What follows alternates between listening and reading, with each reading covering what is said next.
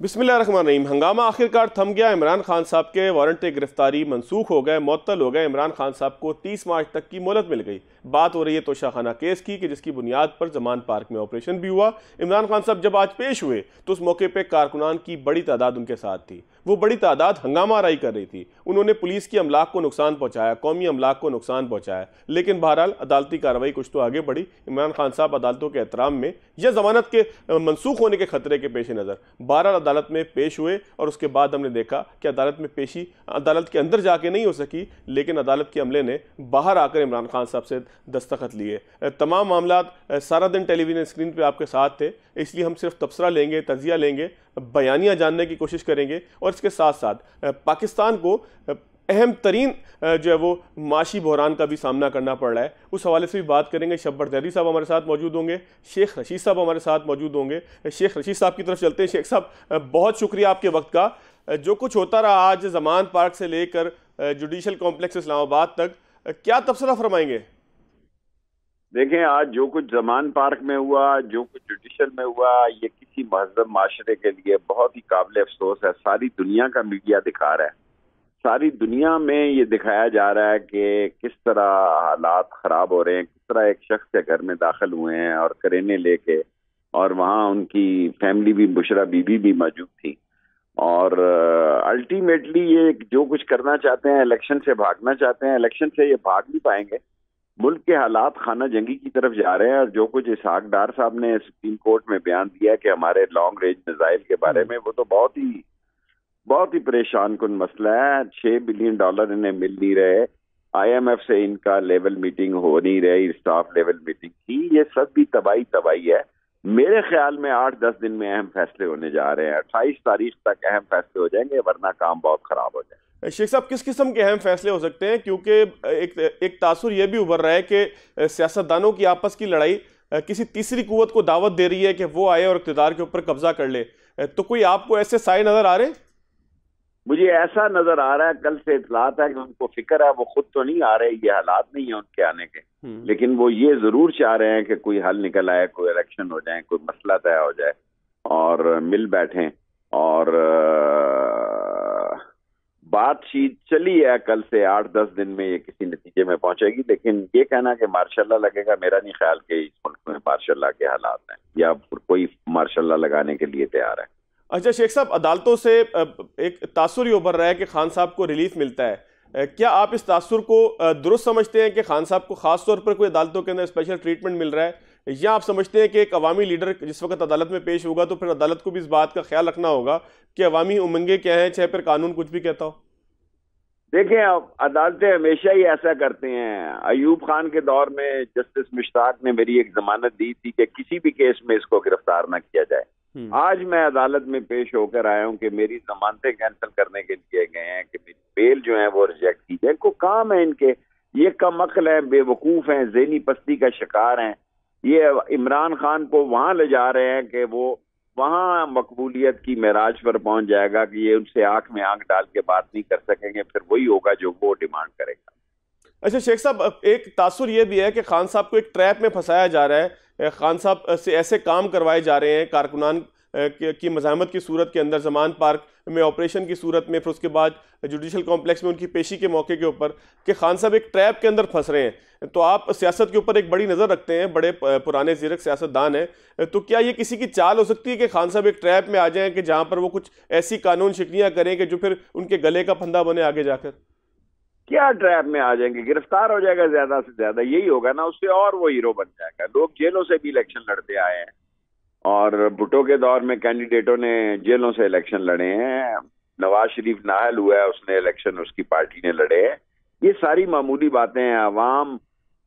अवाम महंगाई से, बेरोजगारी से बिफर चुके हैं और इस मुल्क में इस वक्त के जो हालात हैं वो इतने ही गंभीर हैं कि जितना मैं कम से कम जुमला इस्तेमाल करूं कि पाकिस्तान में खाना जंगी के हालात बढ़ते जा रहे हैं। और ये अगर खाना जंगी फैल गई, आई देखें लैलपुर में प्रोटेस्ट हुआ है, लाहौर में हुआ है, जमान पार्क में हुआ है, इस्लामाबाद में, सारे मुल्क में फैल जाएगा। आप ये देखेंगे कि 10 दिनों के अंदर अंदर फैसला ना हुआ तो ये इhtजाज सारे मुल्क में फैल जाएगा। अच्छा शेख साहब, आप ये कहते हैं कि जेल मेरा ससुराल है और आप जेल, हमने देखा कि किस बहादुरी के साथ आप गए, लेकिन खान साहब जो है वो गिरफ्तारी से कुछ कनी कतरा रहे हैं। तो खान साहब को खतरा आखिर क्या है जेल जाने से या गिरफ्तारी से?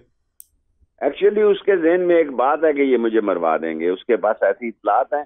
और जो 7 मेरे पे केसेस हैं, उसने मुझे कहा कि आसिफ जरदारी ने वजीरिस्तान में 2 आदमी एंगेज किए हैं मुझे एलिमिनेट कराने के लिए। यही बात मैंने उनके नाम से कही। मुझ पे तो 7 केस बना दिए गए हैं सारे मुल्क में, और उनको ये खौफ है कि मुझे मेरी मौजूदगी में ये इलेक्शन नहीं कराना चाहते, मुझे खत्म करना चाहते। तो शेख साहब, आप इस बात को हकीकी समझते हैं कि खान साहब को गिरफ्तारी के बाद कोई खतरा भी हो सकता है? क्योंकि सियासतदान को गिरफ्तारी से घबराना तो नहीं चाहिए, फिर जो भी हालात हो। देखें, सब चीजों का वो मुकाबला तो कर रहा है, सुबह से शाम मेहनत कर रहा है। मैंने इतनी मेहनत करता हुआ सियासतदान नहीं देखा, बावजूद इसके कि आज देखें पैमरा पे पाबंदी थी, क्या ये खबर हो गई? बच्चे के पास खबर है, दुकानें बंद हो गई, बाजार बंद हो गए, फैसलाबाद बंद हो गया, लाहौर बंद हो गया। ये भी पैमरा की नाअहली है। वो समझता है कि वो अब कोई ताकत है। एक वक्त था जब पीटीवी एक टीवी चैनल था, अब हर 7 करोड़ लोगों की जेब में मोबाइल फोन है जी, जिंदा टीवी चैनल है उनके पास, और वो चला रहे हैं और दिखा रहे हैं, और ऐसी चीजें भी दिखा रहे हैं जो नहीं दिखानी चाहिए। अच्छा शेख साहब, आपने अपने दौर में टीएलपी के खिलाफ बड़ा ऑपरेशन किया, पाबंदी भी लगी, फिर गो के बाद में उसके ऊपर अमल दरामद उस तरीके से नहीं हुआ।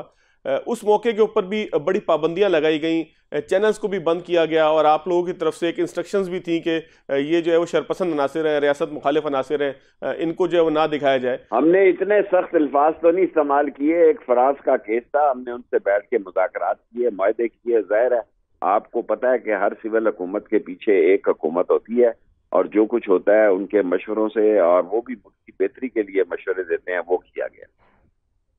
अच्छा, जत्थे बनाना और उसके बाद अदालत से मर्जी का फैसला करवाना, ये एक तासुर खान साहब के लिए जो है वो फैसला हुआ है जी।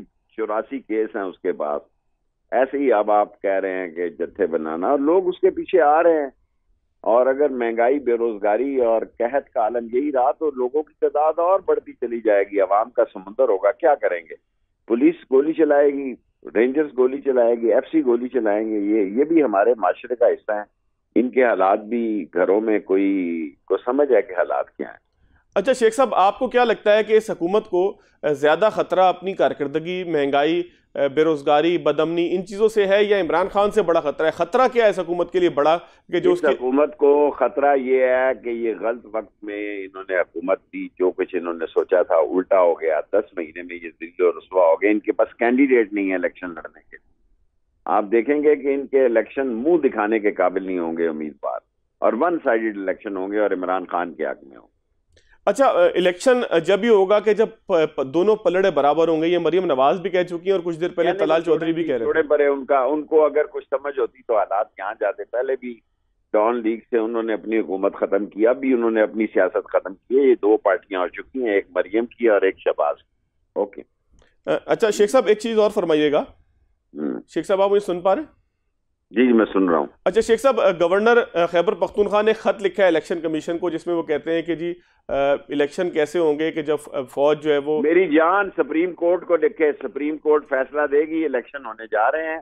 और बहुत संजीदगी से इस बात पे जो साहिब फिक्र लोग हैं, जो इस मुल्क के हकीकी जिम्मेदारान हैं, वो सोच रहे हैं कि इलेक्शन को हो सकता है कि सारे इलेक्शन इकट्ठे हो जाएं। 10 दिन की मैंने आपको मोहलत दी है, 10 दिन में अच्छी खबरें भी आ सकती है। अच्छा शेख साहब, परवेज इलाही साहब ने एक मशवरा दिया था इमरान खान साहब को कि पंजाब हुकूमत खत्म ना करें, ये आपके ऊपर तशद्दुद करेंगे। देखें, ये पुरानी बातें छोड़ें, मैं पंजाब की सियासत नहीं करता, मुझसे कौमी सियासत पे बात करें। लेकिन खान साहब को कौमी उस पर भी तो नुकसान महसूस हो रहा है ना शेख साहब? कोई महसूस नहीं हो रहा। इलेक्शन होने जा रहे हैं, कोई महसूस नहीं हो रहा। जाहिर है ये सारा कुछ मामला तभी हुए कि आज हुकूमत की परेशानी में इजाफा हुआ है। हुकूमत नाम की कोई चीज नहीं। Thank you. अच्छा शेख साहब, 10 रोज बाद आपको क्या लगता है कि कौन सियासतदानों को बिठाने के अंदर कामयाब होगा? एस्टेब्लिशमेंट अपना किरदार अदा करने के लिए तैयार हो रही है? उसको फिक्र जरूर है पाकिस्तान की, और उसको फिक्र करनी चाहिए। और मेरी भी दरख्वास्त उनसे ये होगी कि वो इन सबको इकट्ठे बैठाएं और इलेक्शन की डेट ऐलान करें। अच्छा शेख साहब, बिल्कुल एक आखिरी चीज फरमाइएगा। इसहाक डार साहब को आप खुद भी जानते हैं, कई मरतबा वजीर भी रहे, तो क्या आप समझते हैं कि पाकिस्तान से कुछ गैर मुल्की कुव्वतें इमदाद के बदले ये मुतालबा कर सकती हैं कि आप अपने मिसाइल प्रोग्राम को या एटमी प्रोग्राम को रोल बैक करें, या आपको लगता है कि सिर्फ सियासी हमदर्दी के लिए इसहाक डार साहब ने ये बयान दिया है? जो कुछ उसने बकवास की है, पाकिस्तान की अजीम शहादती जानदार फौज कभी नहीं मानेगी, और जॉइंट चीफ ऑफ स्टाफ ने प्राइम मिनिस्टर से मुलाकात की है, इनका बाप भी ये नहीं करा सकता, क्योंकि हमारे पास कन्वेंशनल आर्म की गुंजाइश नहीं है। हमारी अजीम अफवाज के पास यही हथियार हैं और इस हथियार पर कभी समझौता नहीं करेंगे। हम भूखे मर जाएंगे, नंगे मर जाएंगे, लेकिन पाकिस्तान के कौमी सांसों पे आंच नहीं आने देंगे। सियासत बाद में करेंगे, पहले इस मुल्क की हिफाजत के लिए अपनी अजीम अफवाज के साथ खड़े हों। बहुत शुक्रिया जनाब शेख रशीद साहब हमारे साथ मौजूद थे। ब्रेक के बाद खुश आमदीद। नसरुल्लाह मलिक साहब हमारे साथ मौजूद हैं, सीनियर सहाफ़ी हैं, तज़ियाकार हैं। मलिक साहब बहुत शुक्रिया आपके वक्त का। मलिक साहब आप भी खान साहब के बड़े नाकिद रहे हैं या अभी भी हैं, मुझे स्टेटस आपका अभी मालूम नहीं है, लेकिन ये फरमाइएगा कि आप समेत बहुत से सहाफ़ी, बहुत से तज़ियाकार ये कहते थे खान साहब लाडले हैं, सिस्टम के लाडले हैं। आज आपने देखा उन पर तशद्दुद भी हुआ, जमान पार्क में दूसरी मरतबा ऑपरेशन हुआ, एक मरतबा नाकाम, एक मरतबा कामयाब, तो लाडलेपन का दाग अब उतर गया। देखिए, थोड़ी देर के लिए आप इस लाडलेपन के दाग को साइड पर रख के देखिए कि इस वक्त आज हम कहाँ आन खड़े हुए हैं। आपके मुल्क के अंदर आग लगी हुई है, सड़कों पर लोग एहतजाज कर रहे हैं। इमरान खान साहब अदालत में पेशी के लिए एक जत्था लेकर जा रहे हैं। अदालतें गाड़ी में बैठे हुए एक पॉलिटिकल लीडर से उसकी हाजिरी लगवा रही हैं। यानी आपका पूरा अदालती निज़ाम, इंसाफ का निज़ाम, आपका पुलिस का सारे इदारे इस वक्त मफलूज हो चुके हैं। गोया आपके मुस्तकबिल के ऊपर एक सवालिया निशान लग चुके हैं कि क्या इस मुल्क के अंदर अब आइन और कानून के मुताबिक फैसले होंगे या अफराद की मर्जी के मुताबिक फैसले होंगे। बदकिस्मती से अगर आप मुझे ये कहने की आज इजाज़त दें, इस मुल्क के अंदर जो जजेस लगे, अदालतों में जो बैठे हुए हमारे जज साहिबान हैं, बड़े मोअज़्ज़ज़ जज साहिबान हैं, ये मुख्तलिफ चैम्बर्स से आए हुए लोग हैं, ये मुख्तलिफ हुकूमतों के लगाए हुए लोग हैं। आप कभी लिस्ट बना के देख लीजिएगा, बड़ी फिर अदालतें हमारी नाराज़ भी हो जाती हैं। तौहीन अदालत जो है हमारे ऊपर एक तलवार लटकी होती है। मसला ये है कि हुकूमतें जो भी आई उन्होंने अपनी मर्जी के अदलिया के अंदर अपने लोग लगाए, मुख्तलिफ चैम्बर्स के। आपके पास पूरी लिस्ट मौजूद होगी कि फलां चैम्बर से फलां बंदा, फलां चैम्बर से फलां बंदा। जब इस किस्म के मुल्क के अंदर जी सिस्टम ही ऐसा है ना मलिक साहब, कहीं से तो आना है ना, वकला नहीं बनना है ना जज। मैं वही आपसे अर्ज कर रहा था कि जब आपकी फिर पसंद नापसंद के फैसले होंगे, इसी तरीके से आपके मुल्क के अंदर जो सियासतदान है किसी एक फैसले को कबूल करता है तो दूसरा कबूल नहीं करता। उसकी बुनियादी वजह यह है कि आपके फैसलों के ऊपर एतराज़ात उठते हैं। आज इस बात की जो सूरत हाल आप देख रहे हैं सोशल मीडिया पर, अपने टीवी चैनल्स के ऊपर, क्या आप देख सकते हैं कि किसी शख्स को अदालत जाना हो तो इतना बड़ा जुलूस लेकर जाएगा, उसके पास डंडे भी होंगे, उसके पास लाठियां भी होंगी, फिर पुलिस आगे से रोकने की कोशिश करेगी। कानून का एहतराम ये होता है कि इमरान खान साहब को आज पेश होना था, अपनी गाड़ी पे सिक्योरिटी के साथ निकलते, इस्लामाबाद जाते, अदालत में पेश होते, जो भी उनके खिलाफ इल्जामात थे उसके अपनी हाजिरी लगवाते और आराम से वापस आ जाते। अवामी लीडर है नसरुल्लाह मलिक साहब, लोग खुद निकल आते हैं, किसी ने कॉल थोड़ी दी थी, इमरान खान साहब ने थोड़ी किया था, एक अवामी लीडर है, लोग उसके पीछे निकलते हैं। ये मजाक मेरे ख्याल में इस कौम के साथ अब बंद हो जाना चाहिए। ये सोशल मीडिया पे जो पैगाम दिए जाते हैं, जो ड्यूटियां लगी हैं, कल भी जब लोगों से कहा जा रहा है कि वहाँ जगह से लोग इतने इस्तकबाल के लिए आएंगे, जिन्होंने टिकट्स लेनी है MPs की, वो इतने लोग लेके आएंगे, ये सारे लोग बुलाए जाते हैं। ये ज़मान पार्क के अंदर जो आज भी लोग पकड़े गए हैं, आपके ख्याल में ये आके वहाँ पे जो है वो दीदार करने आए हुए थे, लाठियाँ लेके आए हुए थे, जो चीज़ें लेके आके वहाँ बैठे हुए थे? ये सारे लोग मुनज़्ज़म तरीके से उनको बुलाया जाता है। अली मीर गंडापुर साहब अपने एक लोग लेके आए थे, और लंबी एक फहरिस्त है, खैर उसको आपके प्रोग्राम में भी डिस्कस नहीं किया जा सकता। लेकिन मसला ये है कि जब ये मंजरनामा आप देखेंगे, आप जज या फर्ज करें, आप अदालत के अंदर बैठे हुए हैं, बार आपको तो चलता है कि 2, 3, 4, 5 हज़ार लोगों का जत्था मौजूद है, क्या करेंगे आप? यानी फिर उसके बाद फैसला देने के बाद आपको गालियां सुनने को मिलेंगी। अच्छा मलिक साहब ये फरमाइएगा, देखिए मलिक साहब ये फरमाइएगा कि खान साहब के जहन में चल क्या रहा है, उनको मशवरा देने वाले मशवरा दे क्या रहे हैं? खान साहब ट्रैप में नहीं फंस रहे? आपको नहीं लगता कि गैर कानूनी मामलात हो रहे हैं, पुलिस के ऊपर हमले हो रहे हैं, पुलिस की चौकी जलाई जा रही है, और आज तो ये भी हुआ कि पुलिस के ऊपर शेल फेंके गए, बकौल पुलिस के, इस्लामाबाद पुलिस के दायरे में मौजूद नहीं था। तो इमरान खान साहब एक ट्रैप में नहीं फंस रहे? उनके जहन में चल क्या रहा है? खान साहब के जहन में ये चल रहा है कि वो समझते हैं कि इस वक्त उनके साथ पब्लिक निकल आती है या उनके कारकुन आ जाते हैं और वो एक बड़ा जलसा या एक मजमा लगा लेते हैं, इसलिए अब उन्हें कोई पूछे नहीं, ये मिजाज बन जाता है। मुझे एक बात बताइए, ये लाल मस्जिद का मिजाज क्या बना था? उन्होंने कहा था कि हमारे पास एक जत्था है, हमने एक लाइब्रेरी पे कब्जा कर लिया है, हम रियासती रेट को नहीं मानते, खुद वो अपने फैसले करना शुरू हो गए थे।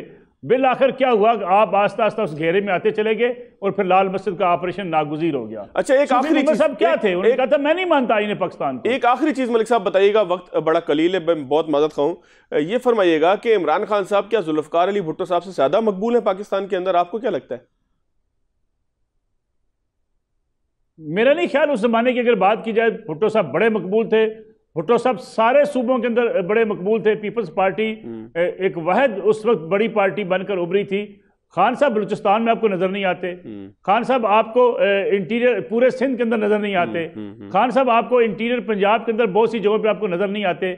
शहरी हलकों के अंदर उन्होंने अपने वोट जो है बैंक में इजाफा किया है, लोगों को मुतासर किया है। इमरान खान साहब जुल्फकार अली भुट्टो नहीं है, ये कंपेरिजन बनता ही नहीं है। अगर आज भी जितने लोग इमरान खान साहब लेके निकलते हैं, क्या बिलावल भुट्टो इतने लोग लेके कराची की अदालत में नहीं जा सकते? आप मुझे बताइए। बिल्कुल। क्या सिंध से इतने लोग बुला के अदालतों में पेशी के मौके पे आसिफ जरदारी लेके नहीं जा सकते? मसला सिर्फ ये है कि इमरान खान साहब ये समझते हैं कि वो जितना ज्यादा अपनी इस ताकत को शो करते रहेंगे, उनको रिलीफ मिलता रहेगा, और ये वो तबाही है सियासी जो है निज़ाम के लिए, जो बिल आखिर इस पूरे सियासी निज़ाम को लपेट देगी। बहुत शुक्रिया नसरुल्लाह मलिक साहब, आपने बिल्कुल दुरुस्त कहा कि खान साहब जो समझते हैं कि उन्हें रिलीफ मिलता रहेगा, उन्हें रिलीफ मिल भी रहा है। तमाम चीज़ों के ऊपर हमने बात की सियासत के हवाले से, लेकिन मईशत जो है वो कहीं पर दबती महसूस हो रही है। कुछ बात करेंगे मईशत पे। शब्बर जैदी साहब हमारे साथ मौजूद होंगे, लेकिन ब्रेक के बाद। ब्रेक के बाद खुश आमदीद। मुल्क के माशी हालात इंतहाई ख़राब है, लेकिन सियासी हालात इंतहाई कशीदा हैं।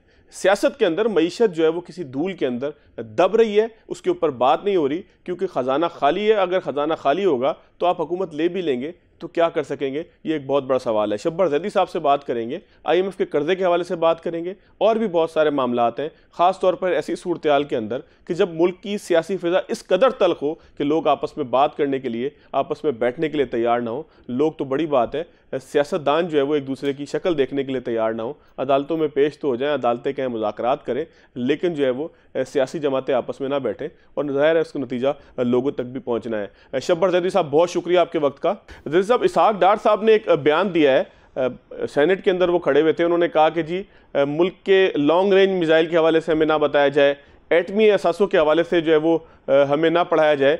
आप भी जो है वो इक़्तिदार की ग़ुलाम गर्दिशों के अंदर और ख़ास तौर पर माशी मामलात के अंदर कुछ अरसे के लिए सही, लेकिन थे ज़रूर चेयरमैन FBR की हैसियत से। तो क्या पाकिस्तान को ये चैलेंज कभी दरपेश रहा है कि पाकिस्तान से किसी ने, IMF हो या कोई और मुल्क हो, उसने ये कहा कि आपने एटम बम क्यों रखा हुआ है, आपने जो है वो मिसाइल इतने क्यों रखे हुए, इसको कम करें तब हम आपको कर्जा देंगे?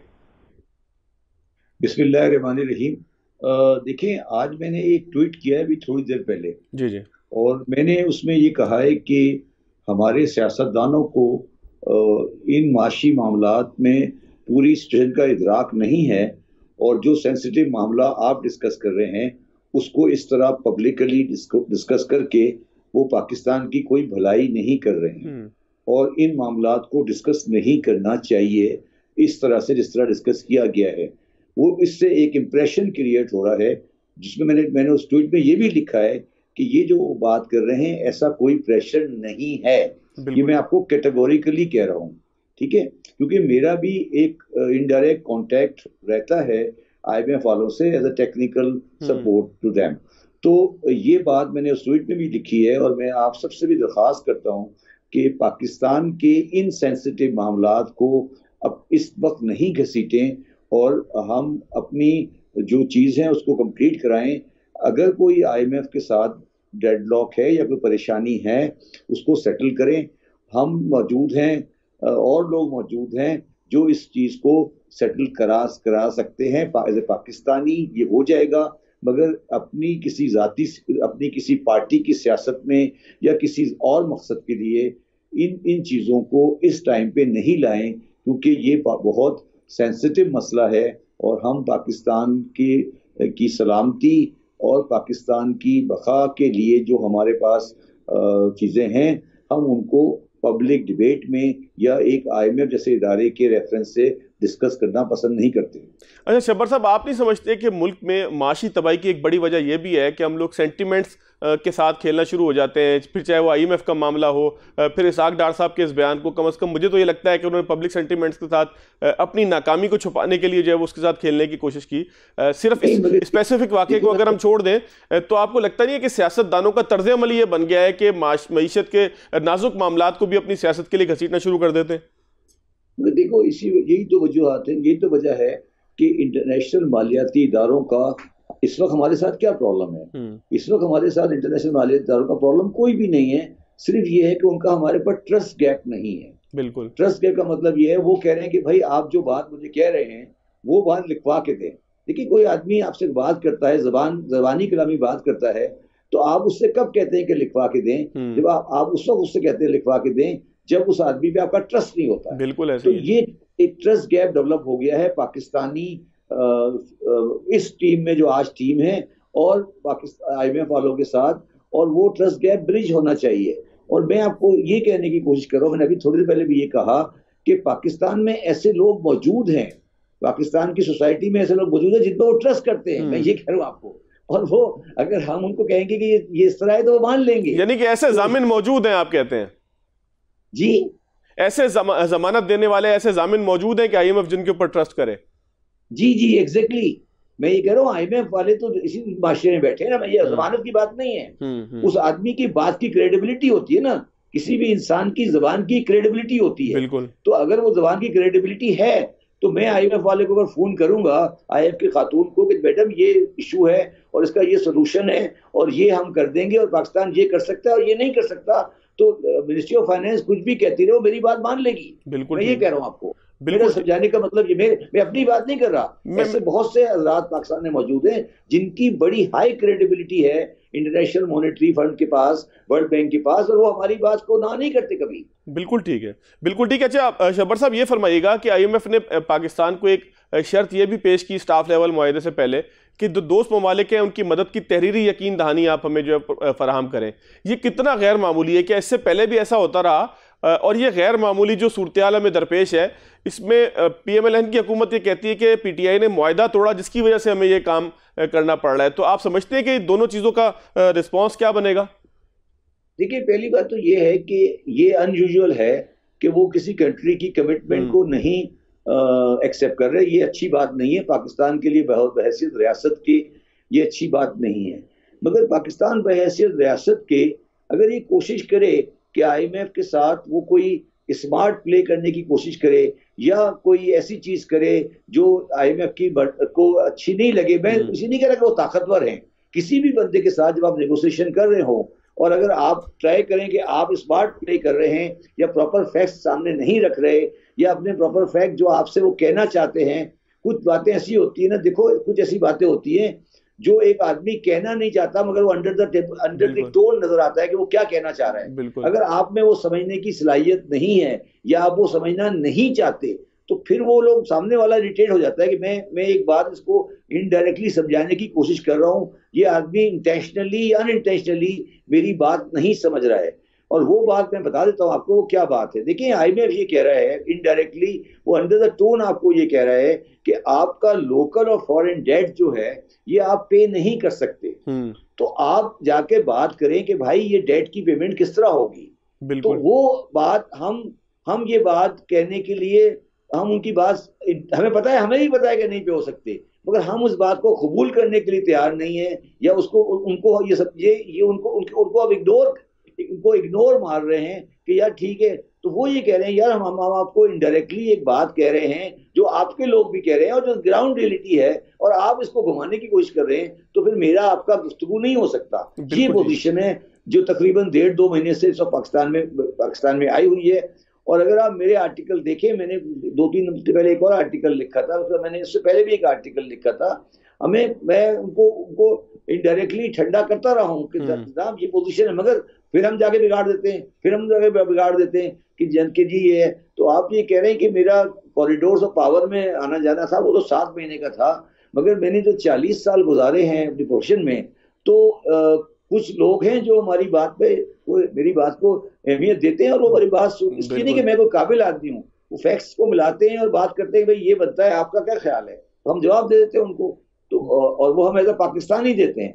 मगर ये कि अब हमारे लोग अगर उसको सियासत की नजर करेंगे तो फिर प्रॉब्लम आ जाएगी। मैं किसी जात को की बात नहीं कर रहा। इस वक्त पाकिस्तान ये रवैया जो पाकिस्तानियों ने अडॉप्ट किया हुआ है ये नहीं अच्छा नहीं है और वो इसको सेटल करें। मैंने आज ये भी कहा है कि इमीडिएटली चाइना जाएं और चाइना जाकर पोजीशन को वाजे करें कि चाइनीज डेट की क्या पोजीशन है, वो क्या चाहते हैं, उनका क्या स्ट्रक्चर है। वो यहाँ बैठ के बयान देने से कोई फायदा नहीं है। आज चाइनीज डेट का इश्यू फंसा हुआ है, जाके समझाएं, उनको समझ आएगी, वो भी समझदार लोग हैं, उनके यहाँ अगर कोई प्रॉब्लम है तो हमें सॉर्ट आउट करनी पड़ेगी। सियासतबाजी करने से मुल्क को नुकसान होगा, और इसका सिर्फ एक इलाज है इस वक्त कि इनको चाहिए कि खुदार से हट जाएं, इलेक्शन कराएं, और एक ऐसी गवर्नमेंट जो कि पाकिस्तान को के अवाम की करंट सोच को रिप्रेजेंट करे। जो भी हो सकता है यही लोग हो, वो जाके बात करे और एक हिस्सा खत्म हो। पाकिस्तान ने तो यहीं रहना है, पाकिस्तान ने कहीं नहीं जाना, और ये मुल्क भी रहेगा इंशाल्लाह ताला, और ये मुल्क तरक्की भी करेगा। मगर ये जो हम ये खेल खेल रहे हैं, ये खेल अब बंद होना चाहिए। अच्छा, अब शब्बर साहब ये फरमाइएगा कि पाकिस्तान के पास वक्त कितना है, क्योंकि हम 2-3 महीने से रोज सुनते हैं कि जी, हर हफ्ते बल्कि सुनते हैं, रोज उसको से ज़्यादा थोड़ा सा हर हफ्ते पे ले जाएं कि जी पाकिस्तान का बस स्टाफ लेवल मुआहदा कल हो जाएगा, परसों हो जाएगा, फिर वीकेंड आ जाता है तो हम कहते हैं कि मंडे को हो जाएगा, लेकिन स्टाफ लेवल मुआहदा हो नहीं पा रहा। अब हमारे पास वक्त कितना है, क्योंकि ज़खायर जो है वो 50 करोड़ डॉलर से जो है वो, जो हम शो करते हैं, खबर जारी करते हैं कि जी चाइना के 50 करोड़ डॉलर आ गए, उससे शायद ज़राए ज़खायर हमारे बहुत बुलंद हो गए। मसला हमारा हल नहीं हो रहा, IPPs को पेमेंट नहीं हो रही, पोर्ट अभी भी भरे हुए हैं। तो आपको क्या लगता है कि पाकिस्तान के पास वक्त कितना है इस चीज़ को निपटाने के लिए? देखिए, इसमें दो वक्त अहमियत रखते हैं। एक वक्त वो आएगा जब पाकिस्तान की लोन की इंस्टॉलमेंट ड्यू होगी, तो वो तो अभी जून तक हमारे पास वक्त है, हमारे पास रिजर्व में से हम जून को पे कर देंगे। मगर जो प्रॉब्लम पाकिस्तान को आ रही है, जो लोग पब्लिक रियलाइज नहीं कर रही और जो गवर्नमेंट भी रियलाइज नहीं कर रही, जब आपने ये अननोन या अनरेगुलेटेड बैन लगाया हुआ है इंपोर्ट के ऊपर कि आप एलसीआर नहीं खोल रहे, तो आहिस्ता आहिस्ता पाकिस्तान की मार्केट ड्राई आउट होती जा रही है। बिल्कुल। और पाकिस्तान की इंडस्ट्रियां बंद होती जा रही है, लोगों का रॉ मटेरियल नहीं है। आज की खबर पढ़े यहाँ, बिजनेस रिकॉर्डर की, एक्सपोर्ट 9% गिरी है। और आहिस्ता आहिस्ता पाकिस्तान का जो इंपोर्ट के बेस्ड इंडस्ट्रीज हैं, और जो हमारी एक्सपोर्ट भी है और मेडिसिन भी है, बहुत सारी चीजें हैं, वो ग्रेजुअली आहिस्ता आहिस्ता खत्म हो रही है। अभी हम पुराना स्टॉक में से इस्तेमाल कर रहे हैं। तो ये जो पोजीशन है, ये जाकर जून जुलाई तक अपने एंड पे पहुंच जाएगी, और फिर पाकिस्तान के को कुछ फैसले करने पड़ेंगे। और वो फैसले जो हैं, चाहे वो IMF की लोन आए या IMF की लोन नहीं आए, इंस्टॉलमेंट नहीं आए, वो फैसला ये होगा कि पाकिस्तान की अगर एक्सपोर्ट और रेमिटेंस 60 है, तो हमें अच्छा लगे या बुरा लगे, हमें पसंद हो या नहीं पसंद हो, हमारी इंपोर्ट को हमें 60 या 65 करना पड़ेगा, और फिर हमें कट डाउन करने पड़ेंगे। पेट्रोल पे भी कट डाउन राशन लगेगा, और चीज़ों में राशन लगेगा। ये इनएविटेबल है, ये पाकिस्तान में होना है। अब ये टाइम कब आएगा, इसको जितनी जल्दी पहले सेटल कर सकें वो ज़्यादा बेहतर है। मगर इसमें अब बहुत ज़्यादा टाइम नहीं है, इसका कोई ताल्लुक किसी गवर्नमेंट से नहीं है।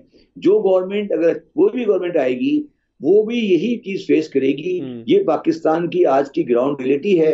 अगर किसी को ये समझ नहीं आ रही तो वो पाकिस्तान को समझता नहीं है। मैंने तो ये बात 16 दिसंबर 2021 को कही थी कि ये चलने वाला नहीं है इस तरह से मसला। अब सारे आप लोग भी आ गए, सब लोग कह रहे हैं कि ये सही है, तो मैं तो उस वक्त भी बड़ा क्लियर था कि चलने वाला नहीं है। उस वक्त लोग तनकीद कर रहे थे कि शब्बर साहब ने क्या बात कर दी। शब्बर साहब, आपकी बातें दुरुस्त साबित हो रही हैं, ये बात, इसमें कोई शक नहीं है कि ये बहुत से आप और आप समेत बहुत से लोग ये कहते थे कि जितनी आमदन है उतना खर्चा कर लो भाई, कर्जे लेके और इस तरीके से मुल्क चला के, कि जहां पर आप क्या कहता था? सॉरी, मैंने क्या कहा था? मैं कह रहा हूँ आप और आप जैसे बहुत सारे लोग ये समझाते थे कि भाई आमदन उतनी, जितनी आमदन है उतना ही खर्चा कर लो, लेकिन मानता उस वक्त कोई नहीं था। उस वक्त लोग तनकीद करते थे कि शब्बर साहब ने क्या बात कर दी, मायूसी की बात कर रहे हैं। नहीं, मैं तो देखो ना, मेरी बात से मायूसी, अगर एक घर में आमदनी नहीं है और बंदे काम नहीं करे तो ये मायूसी है या ये नसीहत है? नसीहत है, बिल्कुल नसीहत है ना। तो अगर हम नसीहत को मायूसी समझेंगे तो फिर तो कुछ नहीं हो सकता ना। बिल्कुल, मैं तो नसीहत ही कर सकता ना कि यार भाई, ये मुल्क इस तरह नहीं चल सकता, आपके बस का काम नहीं है, तो आप इसको सही लोगों के हाथ में दो, हम इसको चला के दिखा देंगे। बट अगर नहीं चाहते तो चला के देख लो। आपने चला के देख लिया, कोशिश करके देख ली, आप और चला के देख लो। ये नहीं चलता, इसकी बुनियादी खदोखाल में कुछ प्रॉब्लम्स आ गई हैं, उसको सही करे बगैर ये नहीं चलेगा। अच्छा, तो मैं ये कह रहा हूँ, जी शब्बर साहब कंप्लीट कीजिएगा, मैंने आखिरी सवाल आपसे करना था।